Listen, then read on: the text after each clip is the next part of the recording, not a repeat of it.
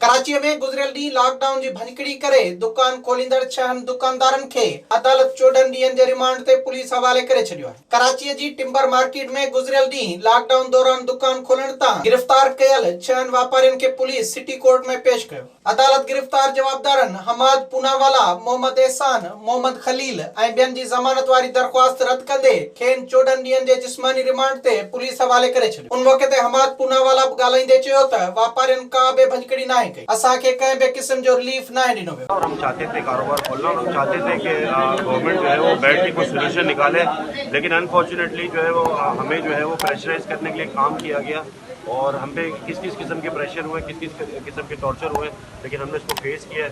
आप देखिए हमें हथकड़ी लगा के लाया गया है, लॉकअप में रखा गया, लॉकअप से बाहर नहीं निकाला गया। क्रिमिनल्स को बाहर बैठाया जाता है लेकिन हमें लॉकअप में रखा गया। पूरी रात हमें जो है वो इतना ज़्यादा जो है वो हमें प्रेशर में रखा गया, टॉर्चर किया गया, लेकिन हम अपनी जगह पर हैं। हुन चयो त असांखे गवर्नर सिंध चयो हो त लॉकडाउन वफ़ाक़ तरफ़ां कयल आहे, अवां पंहिंजूं सिफ़ारिशूं पेश कयो, 1 कलाक अंदर कारोबार खोलण जी इजाज़त ॾींदासीं। हुन वधीक चयो त वॾे वज़ीर पारां कारोबार खोलण जे हवाले सां को बि जवाब न मिलियो, तंहिं करे डेमो तौर कारोबार खोलियो हो। विजिट कयो अवामी आवाज़ मीडिया ग्रुप जी वेबसाइट awamiawaz.pk।